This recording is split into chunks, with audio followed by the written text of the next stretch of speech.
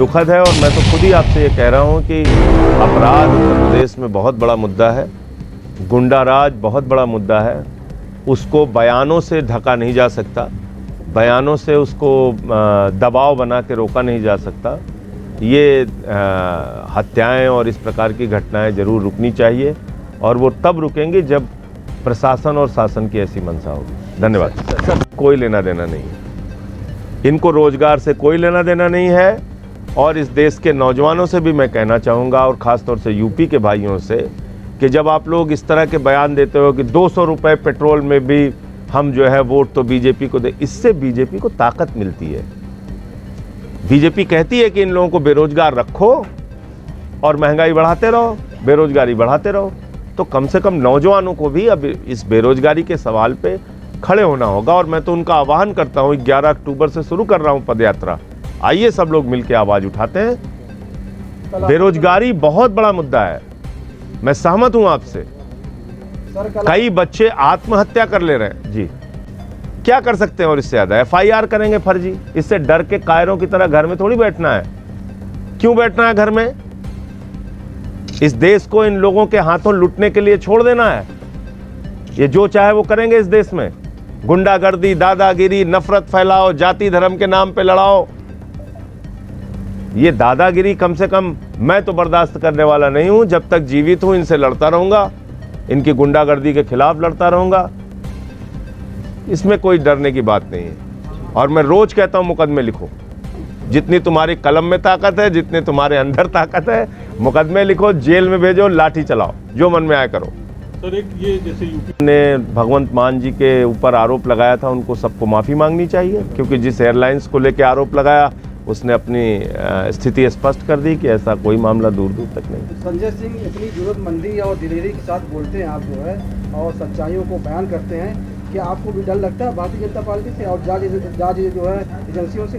23 मुकदमा लिखवा के तो घूम रहा हूँ, ये यूपी में बाबा जी ने लगाया है। लगाया नहीं लगाया बताइए आपने? एक दिन में 9 मुकदमा लिखा था बाबा जी ने हमारे खिलाफ। राष्ट्रद्रोह का मुकदमा लगाया इन्होंने, 23 मुकदमे लगाए हैं, सुप्रीम कोर्ट से स्टे मिला है मुझे। आप बताइए सर, एक इनसे डर के काम नहीं चलेगा। देखिए, आरोप कब से लग रहे हैं हमारे ऊपर। हमारे मुख्यमंत्री पे CBI का छापा मारा, उप मुख्यमंत्री पे एक बार पहले भी CBI का छापा मारा, 5 साल तक सत्येंद्र जैन पे एक CBI का मामला चलाया, बाद में कह दिया कुछ नहीं मिला। 45 विधायकों को आपराधिक मामलों में जेल में डाला, 169 मामले दर्ज किए और 135 मामलों में वो सारे विधायक हमारे बरी हो चुके हैं। दिल्ली पुलिस को लताड़ लगी है। हमारे एक विधायक है सोमनाथ भारती, उनके कुत्ते को पकड़ने के लिए 40 पुलिस वाले आए थे। हमने कहा भाई कुत्ता क्यों पकड़ के लेके जा रहे हैं? कहीं जबड़ा चेक करना है। तो जब दुर्भावना की इस प्रकार की राजनीति होती है उसका क्या आप बताइए। मनीष सिसोदिया के घर 14 घंटे छापेमारी की इन्होंने, फिर उसके बाद बोले लॉकर चेक करेंगे। बच्चे का झुंझुना मिला, वहां से झुंझुना लेके आ रहे हैं लोग। फिर अभी हमारे MCD के इंचार्ज हैं दुर्गेश पाठक, उनको बुला लिया ईडी ने, जिसका कोई लेना देना नहीं शराब नीति से, उसको बुला लिया। तो जब एक और आपको मैं आपकी जानकारी के लिए बता दूं, ईडी जो संस्था है 8 वर्षों में उसने 3000 छापेमारी की है और उसका कन्विक्शन रेट है मात्र 0.5%, 0.5% लोगों को आरोपित कर पाई है अब तक। तो आप सोच लीजिए ईडी किस तरह से काम करती है। और दूसरी बात क्या है, भारतीय जनता पार्टी भ्रष्टाचारियों के लिए वॉशिंग मशीन है। मुकुल राय शारदा नारदा स्कैम में फंसते हैं, बीजेपी में चले जाते हैं, ईमानदार हो जाते हैं। शुभेंदु अधिकारी शारदा स्कैम में फंसते हैं, बीजेपी में चले जाते हैं, ईमानदार हो जाते हैं। हेमंत विश्व शर्मा वाटर घोटाला करते हैं, वाटर स्कैम करते हैं, बीजेपी में चले जाते हैं, ईमानदार हो जाते हैं। देवेंद्र फडणवीस कहते थे चक्की पिसिंग पिसिंग पिसिंग, अजीत पवार चक्की पिसिंग। उसी अजीत पवार के ऊपर जिसके ऊपर आरोप लगा रहे थे कि वो जेल की चक्की पीसेंगे, 6:30 बजे सुबह शपथ लेते हैं उनके साथ उप मुख्यमंत्री बना के। इनका कोई चरित्र है? संजय राठौड़ जिसके ऊपर दुष्कर्म का आरोप लगा के देवेंद्र फडणवीस ने आमरण अनशन करने की धमकी दी थी, उसी को अपने साथ फिर शपथ दिलाते हैं। क्या चरित्र है भारतीय जनता पार्टी का? येदियुरप्पा हजारों करोड़ का खनन घोटाला करता है, उसको मुख्यमंत्री बनाते हैं, रेड्डी ब्रदर्स को लेकर घूमते हैं। इनका कोई चरित्र है? भारतीय जनता पार्टी वो पार्टी है जिसका राष्ट्रीय अध्यक्ष कैमरे पर रक्षा सौदे में दलाली खाते हुए पकड़ा गया और जेल गया है।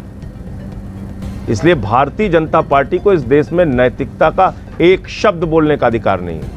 महा बेईमान और भ्रष्ट लोगों की पार्टी है। मेयर तक का चुनाव हम लोग सिंबल पर ही लड़ेंगे और उसमें मुद्दा उत्तर प्रदेश का स्थानीय मुद्दा, नगर निगमों का मुद्दा होगा।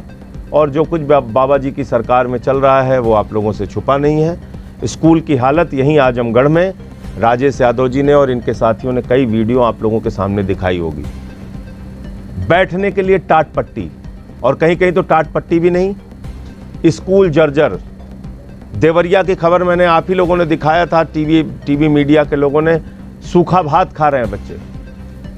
मिर्जापुर सोनभद्र में नमक रोटी खा रहे हैं। यह हालत है। आदित्यनाथ जी दावे बड़े बड़े करते हैं, काम जमीन पे कुछ है नहीं, ना स्कूल पे काम करना है, ना अस्पताल पे काम करना है, कहने कॉन्वेंट बना दिया। ये कॉन्वेंट उनका, आइए देखिए आजमगढ़ में कॉन्वेंट आदित्यनाथ जी, आपको पता चल जाएगा। शिक्षा मंत्री कहते हैं हमारी नहीं सुनते, स्वास्थ्य मंत्री कहते हैं हमारी नहीं सुनते, जाके बेचारे छापेमारी करते हैं, कहते हैं हमसे पूछे बगैर ट्रांसफर कर दिया गया। यह हालत है। ब्रजेश पाठक जी हर जिले में छापा मार रहे हैं, स्वास्थ्य की बदहाली पे चिंता भी जता रहे हैं कि बहुत गलत हो रहा है, लेकिन उनके विभाग के अधिकारी उनसे बिना पूछे ट्रांसफर कर दिए जा रहे हैं। यानी कि ट्रांसफर का उद्योग धंधा चल रहा है। और मैंने तो शायद आजमगढ़ का या कहां का मामला था, एक मरे हुए अधिकारी का ट्रांसफर कर दिया। एक डिप्टी सीएम जिसका देहांत हो चुका था उसका ट्रांसफर कर दिया। अनाप शनाप कुछ भी किए जा रहे हैं। तो इसलिए भारतीय जनता पार्टी अब भारतीय खोखा पार्टी हो गई है।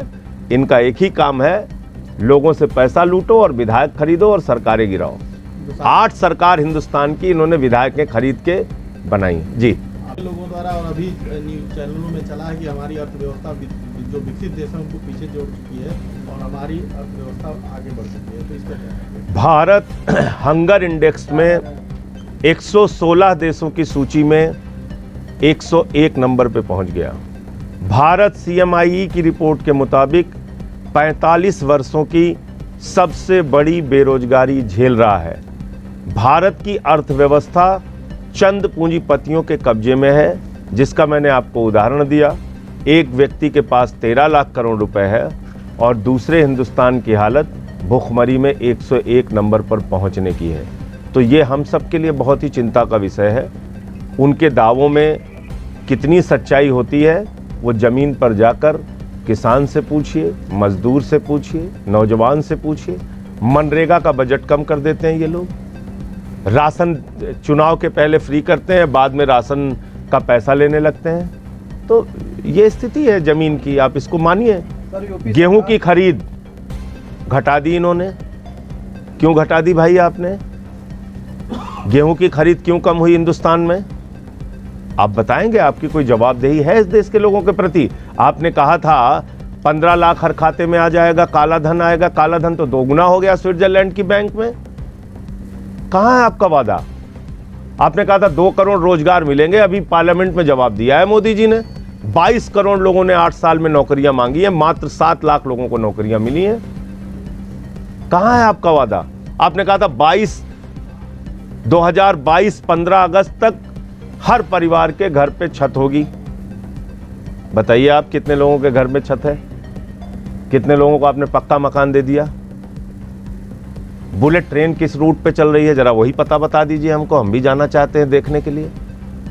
तो झूठ बोलने की फैक्ट्री है भारतीय जनता पार्टी, और मैं तो उनका नाम अब भारतीय खोखा पार्टी रख चुका हूं। वो खोखा खोखा कर रहे हैं, 50 खोखे एकदम मोके। जहां बीजेपी वालों को लोग देखते हैं कहते हैं खोखा जा रहा है, खोखा जा रहा है। ये हालत हो गई इनकी। बीजेपी ये कह रही है कि हमारी